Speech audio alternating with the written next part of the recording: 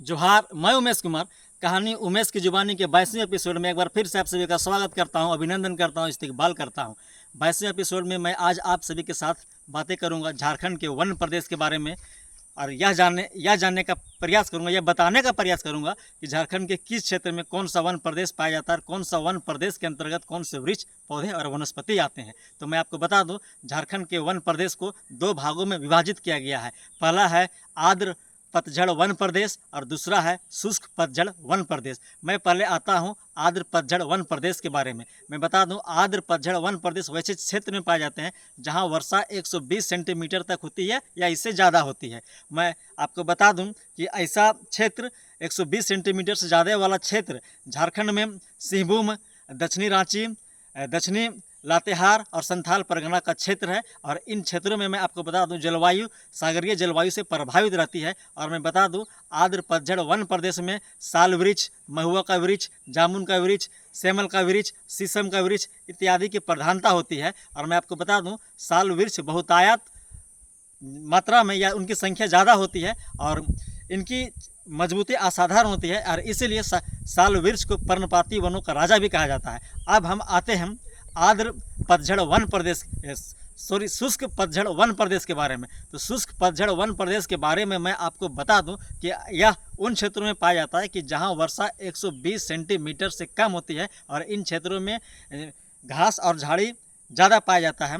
और मैं आपको बता दूं कि ऐसा क्षेत्र हजारीबाग, गिरिडीह, धनबाद और संथाल परगना में पाया जाता है। और यहाँ भी महुआ का वृक्ष, शीशम का वृक्ष, अमलतास का वृक्ष, सेमल का वृक्ष पाया जाता है। लेकिन जो आर्द्र पतझड़ शुष्क प्रदेश है उनके वनस्पत यहाँ के वृक्ष या पेड़ पौधों की गुणवत्ता निम्न होती है। अब मैं आता हूँ वनोत्पाद के बारे में कि झारखंड में कौन सा वनोत्पाद यानी कि फॉरेस्ट प्रोडक्ट पाया जाता है। तो झारखंड में फॉरेस्ट प्रोडक्ट को दो भागों में विभाजित किया गया है। पहला है मुख्य उत्पाद और दूसरा है गौण उत्पाद। मुख्य उत्पाद को मेजर प्रोडक्ट कहते हैं और गौण उत्पाद को माइनर प्रोडक्ट कहते हैं। तो हम पहले आते हैं मेजर प्रोडक्ट के बारे में। तो मेजर प्रोडक्ट में हमारा आता है साल का वृक्ष है, महुआ का वृक्ष है, आम का वृक्ष है, जामुन का वृक्ष है, सौगान का वृक्ष है, सेमल का वृक्ष है, गम्हार का वृक्ष है, कटहल का वृक्ष है। इन सभी वृक्षों को मेजर प्रोडक्ट में रखा गया है। मेजर प्रोडक्ट सबसे में चर्चा करेंगे। सबसे पहले मैं चर्चा करूंगा महुआ के वृक्ष के बारे में। तो महुआ मैं बता दूं, यह असाधारण रूप से मजबूत होता है और इसकी लकड़ियां बहुत दिन तक अगर हम पानी में भी रख दें या इसमें पानी पड़ता है तो भी खराब नहीं होता है। इसीलिए इसकी लकड़ियों का उपयोग इमारती लकड़ियों के साथ साथ घरों में भी दरवाज़ा बनाने सहित और भी कामों में किया जाता है। और महुआ एक ऐसा वृक्ष है जिसका फल, फूल और बीज तीनों का उपयोग मनुष्य करता है। और मैं बता दूं, और आप सभी जानते हैं कि इसके फूल से देसी शराब बनाया जाता है और इसके फलों को बतौर सब्जी के रूप में लोग खाते भी हैं। अब मैं आता हूं साल वृक्ष के बारे में। साल वृक्ष मैं बता दूं, यह भी असाधारण रूप से मजबूत होता है और इसकी लंबाई अच्छी खासी होती है। इसीलिए इमारती लकड़ी के रूप में रेल के पटरियों आदि बनाने में इसका उपयोग किया जाता है। और साल के फूल को हम सभी सरे का फूल कहते हैं और इसके बीज से जो तेल बनता है उसे हम सभी कुजरी का तेल कहते हैं, जिसका औषधीय गुण भी इसके तेल में पाया जाता है। अब मैं आता हूँ आम के पेड़ के बारे में। हम सभी जानते हैं कि आम का पेड़ सस्ता और सुलभ मिलता है और आम फलों का राजा हम सभी जानते हैं, खाने में बहुत स्वादिष्ट होता है।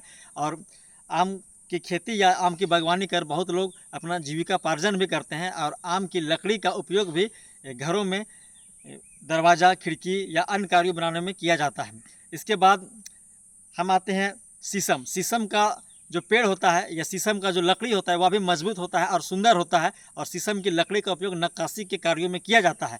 अब मैं आता हूँ सागवान में। यह सागवान, जिसका उपयोग, सागवान भी बहुत मजबूत और सुंदर वृक्ष होता है और इसका उपयोग रेल की पटरियों बनाने में या घर में और भी दरवाज़ा, खिड़की बनाने इत्यादि फर्नीचर बनाने में इसका उपयोग किया जाता है।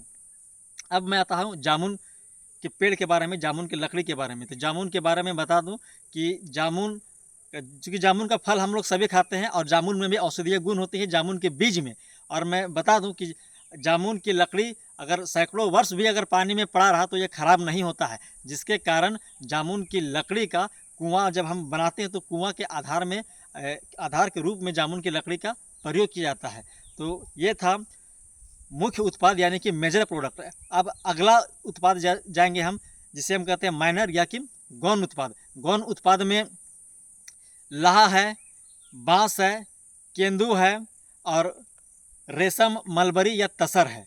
तो पहले मैं बात करूंगा लाह के बारे में। तो लाह के बारे में मैं आपको बता दूं कि अगर भारत में सबसे ज़्यादा अगर कहीं लाह की खेती होती है तो वह झारखंड में होती है। पूरे भारत में जितना लाह का प्रोडक्शन होता है उसका 50% प्रोडक्शन झारखंड में होता है। और झारखंड में 4 तरह की लाह पाया जाता है। पहला है कि जेठी लाह, उसके बाद बैसाखी लाह, उसके बाद केतकी लाह, उसके बाद अघनी लाह। मैं बता दूं कि झारखंड में सबसे ज़्यादा लाह बैसाखी लाह की खेती की जाती है। झारखंड में जितना लाह का उत्पादन होता है उसमें 82% खेती बैसाखी लाह की होती है। अब मैं आता हूँ तसर, रेशम और मलबरी के बारे में। तसर, पूरे भारत का 60% तसर झारखंड में उत्पादन होता है।